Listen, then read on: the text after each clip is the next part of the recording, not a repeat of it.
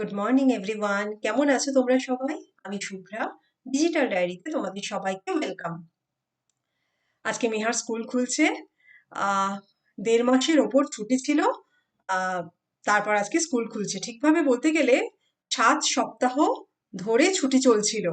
দেখেছো মেয়ে কি এক্সাইটেড, তার সঙ্গে আমরাও এক্সাইটেড। একটু টেনশনও আছে অবশ্য।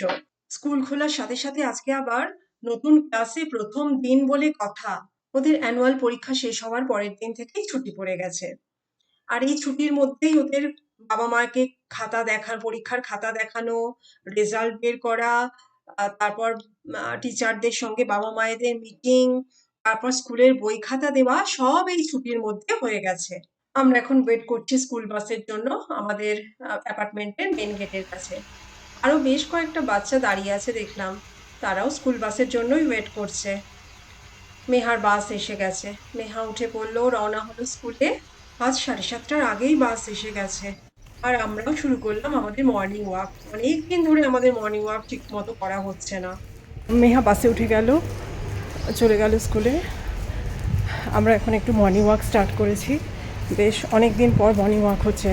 প্রায় 1.5 মাসের ওপর হয়ে গেল আমরা ইরেগুলার হয়ে গেছি, মর্নিং ওয়াকই হচ্ছে না। মেহার যতদিন ছুটি ছিল ইরেগুলার হয়ে গেছিলাম, একটু লেট করে ঘুম থেকে ওঠা হতো। আজকে আবার স্কুল স্টার্ট হলো, আমাদের মর্নিং ওয়াকও স্টার্ট হয়ে গেল। হ্যাঁ, মোটামুটি 40-45 মিনিট এখন হাঁটবো একটু, তারপর বাড়ি গিয়ে ব্রেকফাস্টের আয়োজন করা। কালকে বৃষ্টি হয়নি বলে নাকি হয়েছে? একটু ভেজা ভেজাই লাগছে না চারিদিকটা হলেও হয়তো রাত্রে। বুঝতে পারিনি। হ্যাঁ হ্যাঁ, অল্প হয়তো হয়েছে, কিন্তু হয়েছে হয়তো। ভালো, এই সময় ওয়েদারটা ভালোই লাগে।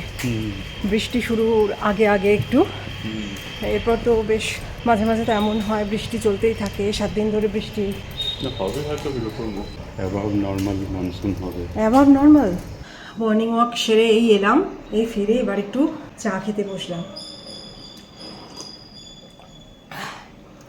আমি সাধারণত চা খাই না, কিন্তু অনেক দিন পরে আজকে রুটিনটা একটু চেঞ্জ হয়েছে, তো একটু কেমন যেন লাগছে, শরীরটা মনে হচ্ছে একটু এনার্জিটা কম, তাই আজকে একটু চা খাচ্ছি। এই জাস্ট ব্ল্যাক টি আর কি। তো অনেক সকালেই ঘুম থেকে উঠতে হয়েছে। এতদিন ধরে ছুটির পুরো ভ্যাকেশনটা আমরা একটু বেশ লেটেই আমি ঘুম থেকে উঠছিলাম, তো মর্নিং ওয়াকটা হতোই না, মানে একদমই রেগুলার হয়ে গেছিল মর্নিং ওয়াকটা। তো অনেকদিন পর আবার অনেক মানে বেশ ভোরে ঘুম থেকে উঠেছি। আজকে কটায় ঘুম থেকে উঠলাম?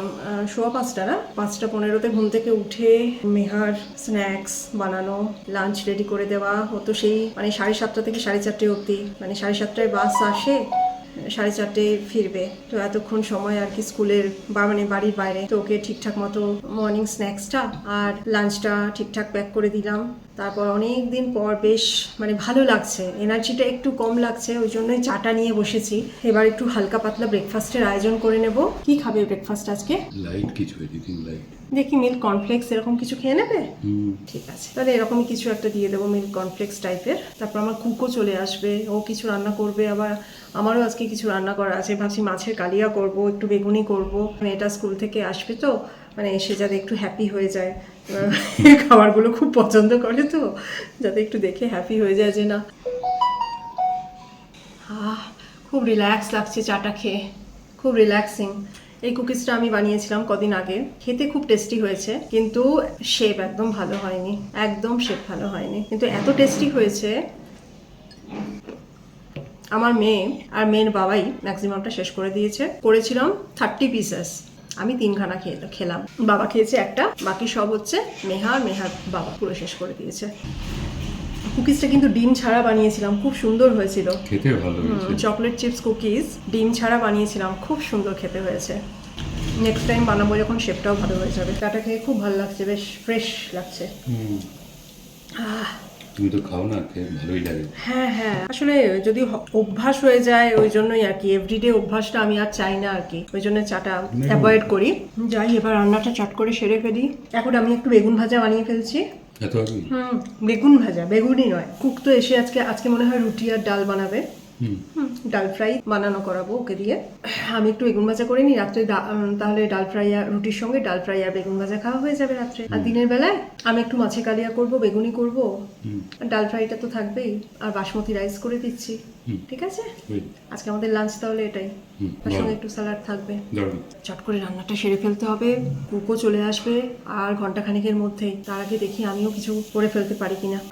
এখন আমি কিচেনে চলে এসেছি, ভাত বসিয়ে দিয়েছি রাইস কুকারে। এখন একটু মাছটা ভেজে নেব, মাছের কালিয়া করব ভাবছি। এখনো বুঝতে পারছি না দই মাছ করব না মাছের কালিয়া করব, কনফিউশনে আছি। স্নান সেরে পুজো করেই কিচেনে চলে এসেছি, আর মাছ ভাজতে ভাজতে ডিসাইড করেই নিলাম ফাইনালি যে মাছের কালিয়াই করি, এটাই তাড়াতাড়ি হয়ে যাবে।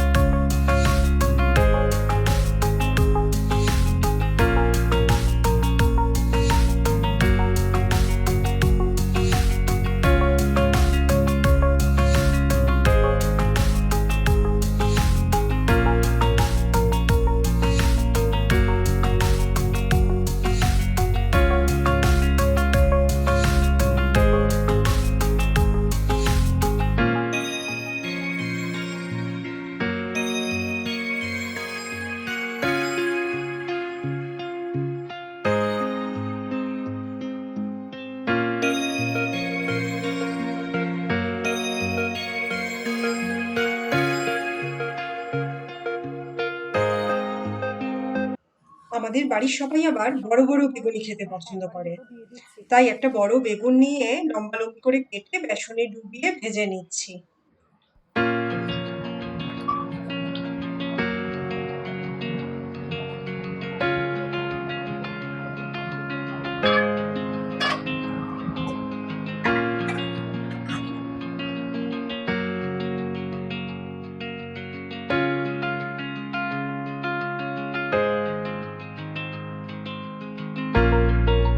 এখন এই বেগুনি দুটো হয়ে গেল, আর একটা ভাজলেই হয়ে যাবে এখনকার মতো। নেহাকে রাত্রে ভিজে দিয়ে দেবো বাবা। বেগুনি ভাজা হয়ে গেল, এবার তুলে নিচ্ছি। বেগুনি রেডি।